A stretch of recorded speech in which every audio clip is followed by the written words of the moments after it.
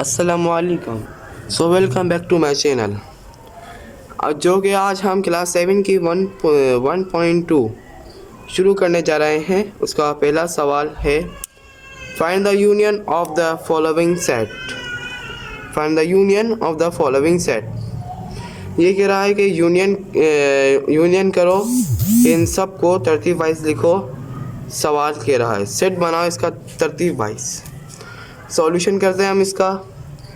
सवाल में क्या कह रहा है, ए और बी है, ए और यूनियन बी।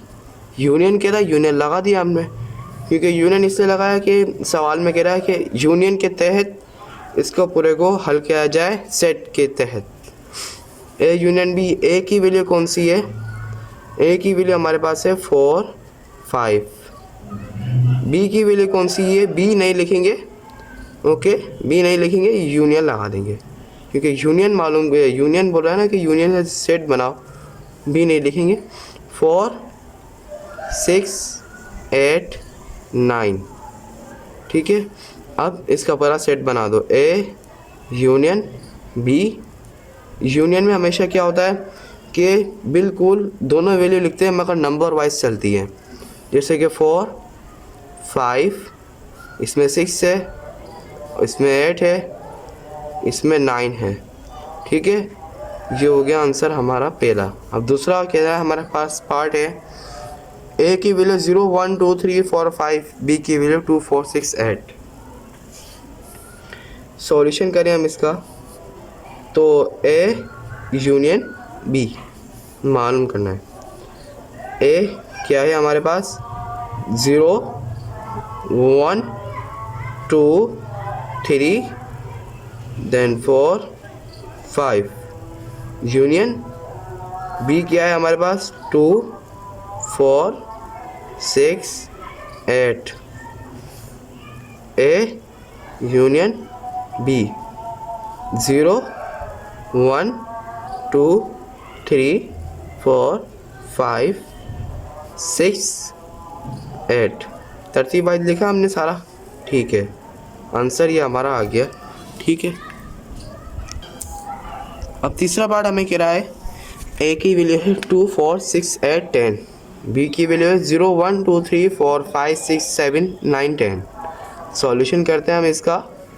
ए यूनियन बी, ए की वैल्यू क्या है हमारे पास, 2 4 6 देन 8 10, सही है। यूनियन लगाया, बी की वैल्यू 0 1 2 3 4 5 6 7 9 10, ठीक है, कर्ली ब्रैकेट। अब इधर ए यूनियन बी, ठीक है। अब 2 इधर 0 है 1 है 1 2 3 4 5 6 7 इधर 8 है जी, है 8 9 10। Answer solve. तो हमें चौथा पार्ट हमें कह रहा है x equals to set of first 6 prime number and y set equals to set of first 6 multiples of 3। ये हमें कह रहा है कि 6 प्राइम नंबर हो और 6 मल्टीपल्स नंबर हो जो 3 से मल्टीप्लाई होते हो, जो 3 के टेबल में आते हो। सो हम करते हैं इसको x, तो इसका जो बनेगा हमारे पास x union y, x union y। पहले हम इसकी वैल्यू लिखते हैं कि क्या क्या आएगा x की वैल्यू में।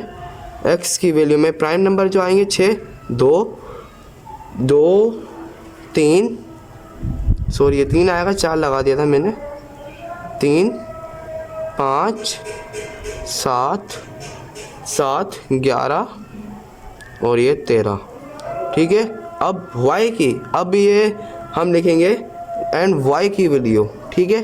y की वैल्यू जो 3 के टेबल में मल्टीप्लाई होते हो, 3 6 9 12 देन 15, 1 2 3 4 5 15, ये 18, ठीक है। ये हो गए 6 नंबर जो 3 के टेबल से मल्टीप्लाई होते हो। अब इसको क्या करें, x यूनियन y के तहत बिल्कुल तरतीब वाइज लिख दें। ठीक है, अब हम लिखते हैं इसको, पहले x की वैल्यू लिखते हैं हम, ये x लगाया, उसके बाद x की वैल्यू क्या है 2 3 5 7 11 13 और y की वैल्यू यूनियन लगाएंगे, y की वैल्यू क्या है 3 6 9 12 15 18 और ये बंद, x यूनियन y। अब इसको तरतीब वाइज लिखेंगे। ठीक है, 2 और 3 सही है, 5 और 6 और 7 और 9 और 8 है इधर, 8 नहीं है बिल्कुल भी, 9, उसके बाद 11, उसके बाद 12, उसके बाद 15, उसके बाद 18। तरतीब वाइज लिख दिया हमने, इन सब दोनों को मिला के तरतीब वाइज लिख दिया। अब हम आते हैं अपने 5वें पार्ट की तरफ, जो कि हमें कह रहा है if d is equals to 2 4 6, d की वैल्यू 2 4 6 है और e की वैल्यू 1 3 5 6 है एंड f की वैल्यू 1 3 6 9 10 है, then find d union e union f मालूम करना है। वो कैसे मालूम करेंगे, अभी करते हैं हम इसको मालूम, सॉल्यूशन करें इसका और इधर लिखें d यूनियन और f यूनियन f। पहले हम क्या करें कि d की और e की वैल्यू को लिख देते हैं। ठीक है, ये क्या लिखें 2 4 6, सही है, इधर यूनियन और 1 3 5 6। ठीक है, पहले हमने d यूनियन e को हमने हल किया है। ठीक है, d यूनियन f को हमने हल किया है। अब हम इन तीनों को तरतीब वाइज लिखेंगे। अब इधर भी यूनियन लगा देते हैं और f की वैल्यू हमारे पास क्या मिली हुई है 1 3 6 9 10, कर्ली ब्रैकेट में बंद, और d यूनियन f और d ओ यूनियन f। ठीक है, d यूनियन e। ठीक है, उसके बाद हम इसको तरतीब वाइज लिख देंगे 1 2 3 4, उसके बाद इधर 5 है नहीं 6 है। ठीक है, 6 9 है और 6 के बाद 9 है, 10 भी है, बिल्कुल है, 1 2 3 4 5 6 3 4 और ये 5 6। उसके बाद हम क्या करें 9 5 6 9 10, 9 और ये 10। ठीक है, 10 आ गया, ये हमारे पास बन गई तरतीब वाइज वैल्यू 1 2 3 4 5 6 9 10। ठीक है, 1 2 3 4 5 6 9 10। अब हम अपने नए क्वेश्चन की तरफ चलते हैं। हमारे को छठा पार्ट कह रहा है इफ़ ए, जो a की वैल्यू है 1 2 3 और b की वैल्यू है खाली, यानी कि कर्ली ब्रैकेट खाली है, और c की वैल्यू है 2 3, then find a union b union c and a union b union c। पहले हमें क्या मालूम करना है, a union b union c। ठीक है, इसका हम सॉल्यूशन करते हैं a union b union c। पहले हम क्या मालूम करेंगे a यूनियन b। ठीक है, और a की वैल्यू क्या है हमारे पास, a की वैल्यू हमारे पास है 1 2 3 और यूनियन b की वैल्यू क्या है खाली।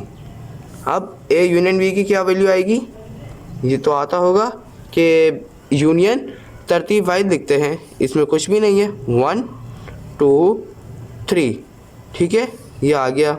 अब उसके बाद union c a union b union c, इन दोनों को हल करते हैं तो a की वैल्यू a यूनियन b की वैल्यू क्या है 1 1 2 और ये 3। उसके बाद यूनियन सी की वैल्यू क्या है 2 और ये 3। उसके बाद ए यूनियन बी और यूनियन सी। अब इसकी वैल्यू 30y लिखनी है, ठीक है। 1 2 और ये 3, 1 और ये 2 और ये 3, क्योंकि दोनों में ये था, जो 2 दफ़ा होंगे उसको 1 दफ़ा लिखेंगे, ठीक है। अब इसको बंद करते हैं। उसके बाद a union b union c, a union b union c, ठीक है। अब इसको हल करते हैं। बी यूनियन सी, बी की वैल्यू क्या है खाली कर्ली ब्रैकेट, यूनियन सी की वैल्यू क्या है, सी की वैल्यू हमारे पास 2 और 3, ठीक है। सी की वैल्यू 2 और 3, 2 और 3 की वैल्यू आ गई। उसके बाद बी यूनियन सी और यूनियन क्या आएगा 2 और 3। अब बी यूनियन सी और यूनियन ए, इसके बी यूनियन सी की वैल्यू क्या थी 2 3 और यूनियन सी की वैल्यू क्या थी, वो बी यूनियन सी की वैल्यू क्या थी 2 3 और यूनियन ए की वैल्यू क्या थी 1 2 3, ठीक है। B union c union a 1 इसको बिल्कुल तरतीब वाइज लिख देंगे 1 2 3, देन फाइंड। ये हमारा क्वेश्चन 1 ख़त्म, एक्सरसाइज 1.2 का क्वेश्चन 1 एंड। ओके, अगली वीडियो नेक्स्ट वीडियो में मिलते हैं क्वेश्चन नंबर 2 के साथ।